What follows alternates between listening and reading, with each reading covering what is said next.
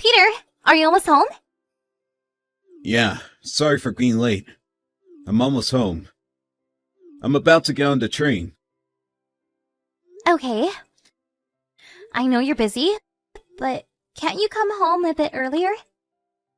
My due date is next week, and it's really hard for me to move around. I also have to look after Aiden. I would appreciate some help. Sorry. I'll make sure to finish work earlier tomorrow. I'll try to stay at home as much as I can so that I can help you. Really? Didn't you say the same thing last week? Believe me, Maggie. I'm gonna promise you this time. I've been telling my coworkers that you're almost due. I was actually working until late at night so that I can make sure to stay at home when you give birth. Thanks, Peter. I'm lucky to have a supportive husband. Nah, don't thank me. You've got a big responsibility to handle. The baby's going to be our second child. Yeah, Aiden's gonna be a big brother. But I never expected my second pregnancy to be so hard. When I was pregnant with Aiden, I was relatively healthy. Yeah, you've been feeling sick recently. I was definitely younger when I gave birth 5 years ago. I think I was healthier back then. When I was chasing after Aiden, who was running around the house this morning, I was panting so hard, I had to give up catching him. Are you feeling okay, Maggie? I felt better after I took a short break. But I think I have a headache. How about you visit the hospital tomorrow? Should I? I don't think it's a big deal. I'll see if my headache gets worse and decide tomorrow. That's a good idea. If you feel sick, be sure to visit the hospital, okay? How's Aiden? Is he asleep? Yeah, he's fast asleep. He really looks like an angel while he sleeps. He turns into a monster when he wakes up. He's an energetic kid. I guess he wants to play a few more. I've been unable to play with him like I used to after I got pregnant. I bet he can't wait to play with his little sister. Hopefully you can play with him a lot while I'm at the hospital. Are you taking a week off? Yep, I've already told my boss about it. I'll take him to many fun places. Of course I'll visit you at the hospital too. We'll get really busy after our baby is born, so be prepared, alright? You'll have to help me with housework, okay? I know. I won't let you suffer alone. Really? I think I'm the only one doing all the housework for the past few years. Sorry, Maggie. I'm not my old self anymore. Are you almost home? Have you arrived at the station? Yeah, I'll be home in a few minutes. I'll warm up dinner for you. Be careful on your way home. Hey, Peter. How's Ida doing? Have you eaten lunch? Yep. Your mother made us some delicious lunch today. We just had a quick bath. Oh, alright. Sorry. I never expected to be hospitalized this early. We were lucky we realized that you were sick before it was too late. I guess your headache was one of your symptoms. I think so too. I was also a bit nauseous, so I thought it was a part of my morning sickness. But the doctor told me it wasn't. Apparently, I was really sick. Thanks for the advice to go see the doctor. I knew something was wrong. You should be extra careful when you're pregnant. Now I have to be hospitalized before my planned date. Are you sure you can take care of Aiden while I'm away? Yep, there's only 2 more weekdays to go. I'll be able to stay home on the weekends. I've asked to extend the childcare hours, so I'm planning to pick him up after I'm done with work. There's a few days left until your due date anyways. Don't worry too much about us, okay? Your mother also offered to take care of Aiden when she's free. That's a relief. By the way, can you bring me my packed bags tomorrow? I haven't bought anything with me, because I never expected to be hospitalized today. Okay, no problem. I might visit you late in the night because I have work tomorrow. I'll take Aiden with me to see you.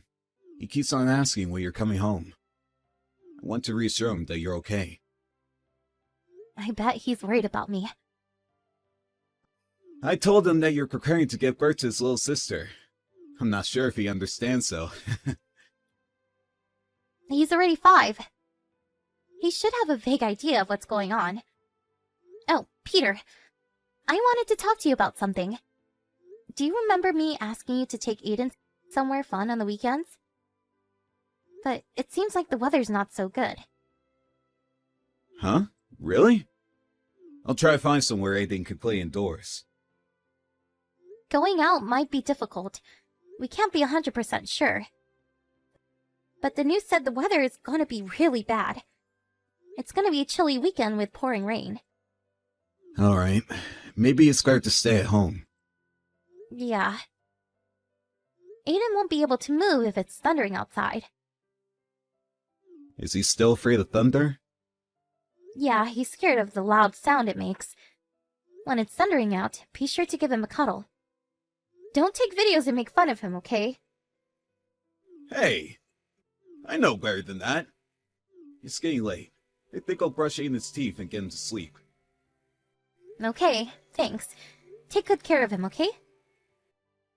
If you have any problems, you can contact my mom anytime.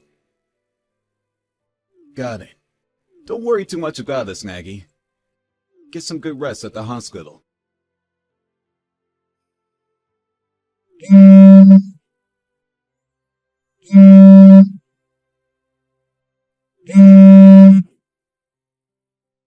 Mom, I'm sorry I wasn't able to pick up your calls.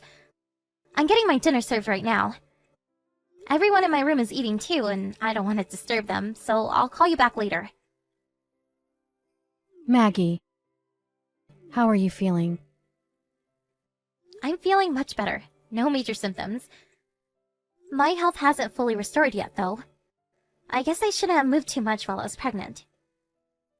Maggie, stay calm and listen. Huh? What's the matter? Is something wrong? Maybe it's not the best time to tell you this when you're about to give birth to your second baby, but I think you should get a divorce. Huh? Divorce? With Peter? Mom, what's going on? Can I get an explanation? Your son visited us, soaking wet. He said his father kicked him out. Huh? It's pouring outside! It was also thundering a few minutes ago! He was crying when he arrived. He ran here after he was locked out of the house. Aiden's still 5. I wonder how long it took for him to get here. And I don't think I can ever forgive Peter for what he did to Aiden. I don't understand. I just texted Peter an hour ago, but he told me that he was cooking dinner with Aiden. Oh, really? Hold on for a second. Dad and Aiden just finished taking a bath. We didn't want him to catch a cold. Is Aiden okay? Is he hurt? Is he still crying? He's calm now, so don't worry. Aiden told us that a woman visited his house before his father kicked him out. A woman? I'm gonna go visit Peter's house to check what's going on. Wait, Mom. Come and get my keys at the hospital. If the doors are locked, you won't be able to enter our house. That's true. I'll be on my way to the hospital. I'm so sorry, Mom. I didn't want to depend too much on you. Why would you apologize? I have to apologize for telling you something shocking when you have to be well rested at the hospital before you give birth. I didn't know if I should tell you this, but if I was you, I would have wanted to know. So I decided to tell you. Thanks for telling me about this, Mom. I would have wanted to know too. Can't let Aiden suffer alone. Are you okay, Maggie? I'm okay. I have to stay strong. But there's nothing I can really do right now. No, Maggie. You can comfort Aiden. Call him later when you have time, okay? I'll find out the truth about Peter. Just focus on supporting Aiden and safely delivering your baby for now. Hey, Maggie. I heard you've already given birth to our baby.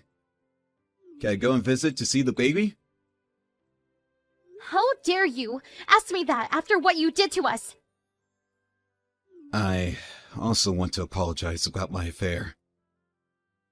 Stop it. Don't you ever bring that up at a maternity hospital. I'm really sorry. It's all my fault. Of course it's your fault. I was really looking forward to meeting the baby, believe me. While you were having an affair? Don't be ridiculous! It's true that I was having an affair. I thought I already ended the relationship with her. I told her beforehand it was a temporary relationship while you were pregnant. We agreed that we would end our relationship as soon as you gave birth. When my mom visited you, after Aiden told her about your affair, she saw you and your lover naked. What the hell were you thinking, kicking Aiden out of the house? We don't need a father like you. I thought your mother told you that there was a misunderstanding. My ex-lover, Jessica, suddenly visited me. She started begging that she didn't want to end our relationship. I was trying to persuade her, but she said she wanted one last memory. So, you admit that you were having an affair with her when Mom visited. I didn't want to. But you did it. You are to be blamed in the first place for having an affair with her. According to what your lover told my mom, you've been meeting her almost every single day while I was pregnant. I'm sorry. I can't believe you were seeing her when I was sick. I texted you to come home early so many times. You always replied saying you had work. But turns out that was a lie! I'm really sorry. I'm a jerk. Yes. But what I hate most about you is how you locked Aiden out of the house. It was cold and pouring outside that day. And it was even thundering. You knew Aiden was afraid of thunder. How can you kick your own son out of the house in such a condition? No, you're misunderstanding. I told Aiden to wait in the car, but I think the car door was locked. It's definitely your fault, isn't it? I was scared Jessica might hurt Aiden. But you're the one who ended up hurting him the most. While Aiden cried outside, you were enjoying having an affair with her. Aiden desperately ran to my parents' house, scared and cold. How long do you think it took him to get there? How scared do you think he felt while he ran on his own? He might have gotten involved in an accident too. You don't understand how serious this is. I'm really sorry, Maggie. Do you think an apology would solve anything? Let's get divorced right now. Divorce? Are you serious? You just gave birth to our daughter. So what? You don't deserve to be her daughter. This was a special case. A special case? It's all because you had an affair and cheated on me. I'll never do it again. I promise. My family is the most important thing in my life. I never took my relationship with Jessica seriously. I clearly told her that I wanted to end our relationship. So what? It doesn't matter to us now. I'm a guy. Isn't it natural? It wasn't even a proper relationship. We just had an affair to fulfill our sexual desires. That's called cheating, Peter. Your lover isn't a prostitute, is she? Honestly, I would have preferred you to fulfill your sexual desires with a prostitute. How can you ever say that family is the most important thing in your life? It creeps me out. Please forgive me. I will never betray you again. Give me another chance. I don't think I can believe your words, Peter. Jessica showed me what you texted here.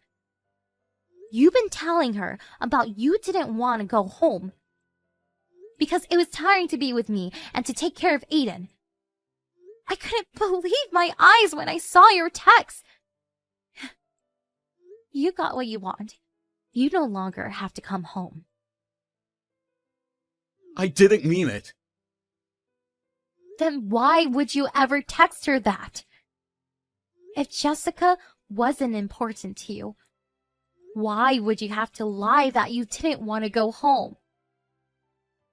I just went with the flow. Jessica works for the same company. She's my colleague. I had to maintain a good relationship with her at work. You have more important things to consider about. You were just being selfish. Do you realize that? You cheated on me by having an affair with your colleague while I was pregnant, trying to fulfill your sexual desires, and escaping from your daily chores as a father. You just decided on your own that it was a temporary relationship until I gave birth. I don't think I would want you to be my husband, nor the father of my children. It'll be hard to take care of 2 young children as a single parent. I am fully aware of that.